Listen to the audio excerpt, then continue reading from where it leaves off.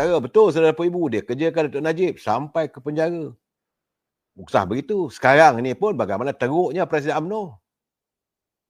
Dengan 87-an. Dan sampai sekarang terkial-kial Presiden. Orang mengatakan penyamun, penyangak dan sebagainya. Dia mudah aja, dia lemparkan tuduhan. Dia tak ada, dia bersih. Dia bersih sebersih-bersihnya. Itu keadaan saya tak mau menuduh. Tapi apa yang saya lihat, urutan peristiwa demi peristiwa. Macam Datuk Anwar Ibrahim. Dah bersih, dah diampunkan oleh Agung, pun masih lagi. Puak-puaknya sekarang ni menuduh dan sebagainya, masih lagi mau menjatuhkan beliau dengan macam-macam langkah lah saudara. Itu keadaan saya haraplah agar kita, warga UMNO, kita orang politik, saya melihat bahawa dua tokoh ini, Datuk Anwar Ibrahim dengan Tengku Razali Hamzah, sebenarnya campur lagi dengan Datuk Najib dan juga Dr. Zahid Hamidi. Itu empat ini mangsa-mangsa yang dijerumuskan oleh Dr. Mahathir dalam pelbagai cerita-cerita yang bagi saya kadang-kadang tak masuk akal. Dia bermusuh dengan Datuk Anwar Ibrahim hanya untuk menjatuhkan Datuk Seri Najib. Dia sanggup jumpa Anwar Ibrahim di penjara ataupun di mahkamah. Dengan Tengku Razali, dia sanggup jumpa Tengku Razali, berbincang dengan Tengku Razali, kononnya nak mewujudkan perbuatan Melayu, tapi sekadar semata-mata untuk menggapai kuasa. Sebab itu saya lihat satu ketika dulu dia mengundang Tengku Razali hadir dalam satu sidang media. Dan matlamatnya lain tak ada. Dia kalau boleh nak pergunakan, tapi Tengku Razali bukan kaleng-kaleng orang. Dan Tengku Razali cintanya pada parti, mengatasi segala-galanya sebab dia berkorban segala-galanya. Dia memiliki bank bagi pada UMNO. Dia mempunyai tanah bagi pada UMNO. Saudara, dia membeli syarikat. Saya ingat lagi saya bertanya dengan Tengku Razali, macam mana you ambil alih akhbar di New York Times melalui Fleet Group? Dia kata dia terpaksa bayar tunai. Tengku Razali datang bawa duit satu beg, serah pada orang putih tu. Saudara, itu cerita benar. Ini bukan cerita bohong. Alhamdulillah Tengku Razali masih hidup lagi. Saya dengar juga kawan-kawan dalam media sosial mengadakan pertemuan dengan Tengku Razali, tapi mereka tak bertanya soal itu. Saya cuba menanti hari dan waktunya, kalau ada kesempatan memang saya nak berjumpa dengan Tengku Razali untuk mengadakan temu bual, kisah-kisah di Anto Story. Saudara Nur Aziah Azizan, Allah lanjutkan usia Tun untuk melihat kerosakan yang sendiri dia buat. Itu doa daripada Ustaz Fadlino, saudara. Syani Syah, Waalaikumsalam. Saudara, Mak Syah masih ramai mangsa-mangsa atuk yang masih hidup. Ramai. Ramai lagi, saudara. Betul, saudara Pak Chu. Zahid pun kena ops lalang. Datuk Seri Zahid Hamidi bukan kerana kena ops lalang. Ops lalang dia tak kena. Ops lalang yang kena Datuk Ibrahim Ali, Datuk Seri Tajuddin Rahman, Fahmi Ibrahim, 3 orang. Yang Datuk Seri Zahid kena apabila peristiwa penyingkiran Datuk Seri Anwar Ibrahim daripada jawatan Timbalan Presiden sebagai ahli UMNO. Ramai waktu itu yang kena bungkus. Saudara. Itu Pak Chu, saya kena perbetulkan. Saudara Azimini Nordin, dia kata jangan kutuk tu nanti umurnya makin panjang. Saya bukan nak kutuk, saudara. Matlamat saya untuk menyatakan dalam keadaan sekarang ni segala-galanya kian terselak. Dan yang paling saya haraplah, kalau boleh saudara Google lah tentang surat Datuk Marina Yusof. Surat itu disiapkan dan disediakan oleh Datuk Marina Yusof, dialamatkan kepada Dr. Mahathir sewaktu beliau menjadi Presiden UMNO. Sebagaimana Dr. Mahathir membuat surat panjang dihantar kepada Tengku Abdul Rahman, begitu jugalah apabila Marina Yusof menghantar surat kepada Dr. Mahathir. Berbezanya, Dr. Mahathir hantar surat pada Tengku Abdul Rahman suruh dia berundur. Marina Yusof, Datuk Marina Yusof ni, dia hantar surat pada Presiden minta supaya Dr. Mahathir menyiasat tentang wang, harta milik UMNO yang sudah pun mula disakau. Itu dua perbezaan saya.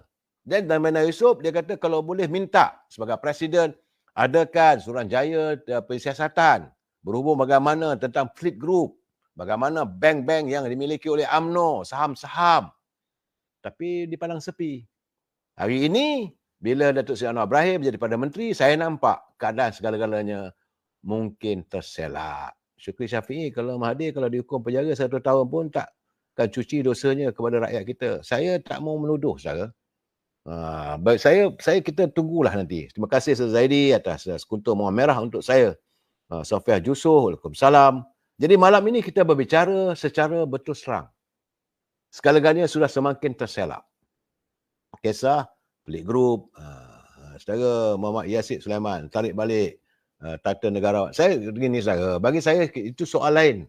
Yang penting sekarang ini, segala-galanya sudah semakin tersingkap. Tersingkap, terselak, kisah-kisah bagaimana tentang berlaku pada UMNO yang dikhianati. Sehingga sampai sekarang ni, penat Datuk Seri Fazil UMNO untuk membetulkan keadaan. Dan agenda ataupun saya merasakan sebab itu banyak orang salah anggapan. Saya nak memperbetulkan saudara bahawa ramai mereka merasakan bahawa saat hari ini kepimpinan negara akan mengikut acuan kepimpinan Dr. Mahathir. Ini yang menjadi silapnya kita. 22 tahun Dr. Mahathir merintah, acuan pemerintahnya tak sama. Apa yang dilakukan Soekarno Ibrahim sekarang ni tak agak berbeza, jauh berbeza. Pertama sekali, dia tak akan campur urusan mahkamah. Yang kedua, dia mengamalkan separation of power. Yang selalu saya katakan bahawa adanya deklarasi pematang pauh untuk pemisah kuasa. Eksekutif, legislatif, judiciary. Zaman Dr. Mahathir, semua itu berceramuk, saudara. Dan hari ini, contoh bagi orang berniaga. Datuk Seri Anwar Ibrahim, dia kata siapa saya ada merit. Kalau you rasa you berkemampuan untuk melaksanakan satu projek itu, jalankanlah. Masuk tender terbuka. Tak mau lagi runding-runding. Tak mau surat-surat rekomendasi. Tak ada. Sekarang ni, ini yang membuatkan setengah orang merasakan kononnya Datuk Seri Anwar Ibrahim gagal. Kerana tidak mengikut acuan pentadbiran dulu. Pentadbiran hari ini, saya bukan nak membela beliau, tapi yang dapatan saya bahawa tidak akan ada lagi kepimpinan ataupun pentadbiran yang membolehkan berlakunya ketirisan. Dan yang kedua, dia akan melakukan siasatan. Dia memberi free hand. Dia tidak mengarahkan, tapi dia memberi kuasa sepenuhnya. Dia merestui apa saja tindakan Suruhanjaya Pencegah Rasuah demi untuk membentras kegiatan rasuah. Tak ambil kisah sama ada itu sisa politik yang terbaru, saudara. Kita lihat bagaimana terbongkar sisa politik seorang menteri yang mempunyai kenderaan Mak Datuk. Terkejut saya, saudara. Ada kereta Rolls Royce, ada kereta Mercedes, ada kereta Porsche, ada kereta Harrier, ada kereta Cayenne. Wow, sisa politik. Kononnya sebagai usahawan lah, ahli perniagaan. Boleh, yang sekarang ni semua kereta itu telah pun disita oleh Suruhanjaya Pencegah Rasuah untuk siasatan. Itu baru satu, saudara. Dan saya dipahamkan, berderit-derit lagi. Datuk Seri Anwar Ibrahim dia tak campur, dia merestui usaha Suruhanjaya Pencegah Rasuah untuk melakukan tindakan menyiasat. Kerana jangan lupa, saudara, akta pencegah rasuah ini dipinda oleh Seri Anwar Ibrahim waktu beliau menjadi pemangku Perdana Menteri yang membuatkan perbalahan besar antara dia dengan Dr. Mahathir dan kumpulan Tun Dr. Zainuddin. Kerana dulu kalau 15 tahun, lepas 15 tahun tak boleh nak dicungkir balik. Tapi akta yang dipinda oleh Seri Anwar Ibrahim yang bermaksud 10 tahun ke, 20 tahun ke, 30 tahun ke, kalau ada kegiatan rasuah, maka ia boleh disiasat. Dan mereka yang bersalah boleh dibawa ke muka pengadilan. Saya melihat perkara ini, apa yang ditulis oleh Datuk Marina Yusof dalam suratnya kepada Dr. Mahathir yang tersias membolehkan Suruhanjaya Pencegah Rasuah untuk menyiasat bagaimana harta-harta UMNO yang disakau, yang disonglap oleh mereka. It is good.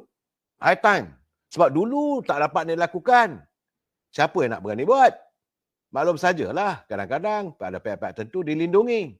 Tapi sekarang, saya nampak era Datuk Seri Anwar Ibrahim, segala-galanya kian tersingkap. Besok, kita akan dengar pula bagaimana Tun Daim katanya akan dibawa ke mahkamah. Minggu lalu, isteri dia dan anak Dr. Mahathir dah 2 orang kena siasat. Saya dipahamkan ada ramai lagi mantan-mantan menteri yang bakal disiasat. Bagi saya, kalau kamu tak salah, apa risau? Kenapa nak takut sangat? Dan sebab itu sekarang ini, usaha sedang dilakukan untuk melakukan diskredit ataupun berusaha untuk menjatuhkan kepimpinan Datuk Seri Anwar Ibrahim dengan kepelbagaian tuduhan. Semata-mata kerana mereka merasakan seolah-olah Datuk Seri Anwar Ibrahim ini memaksa SPRM menyiasat. Sebenarnya tidak. Tapi kalau mereka mahu Datuk Seri Anwar Ibrahim menggunakan kuasanya macam kepimpinan terdahulu, arah SPRM, jangan siasat. Itu mungkinlah. Itu tidak akan dilakukan oleh beliau. Mungkin sebab itu mereka marah, maka mereka mahu menjatuhkan Datuk Seri Anwar Ibrahim. Secara bukan senang seorang yang dituduh, sebab warga kita Malaysia ni seseorang yang bila dituduh saja persepsi rakyat dia dah bersalah. Itu yang dialami oleh kebanyakan pemimpin kita. Bagaimanapun semua orang harus berlapang dada lah, kita tunggu. Tunggu besok, bahawa besok saya kabarnya ada lagi 2-3 perkara yang akan tersingkap, kita akan mengulas lagi.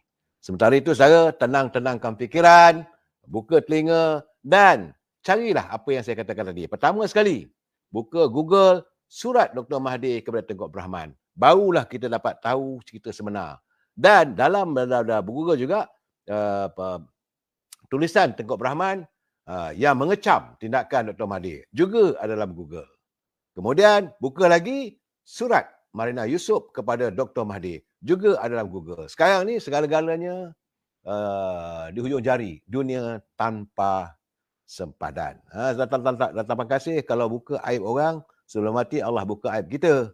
Politik fitnah yang diguna, perang sarap yang melampau. Itu keadaan saudara.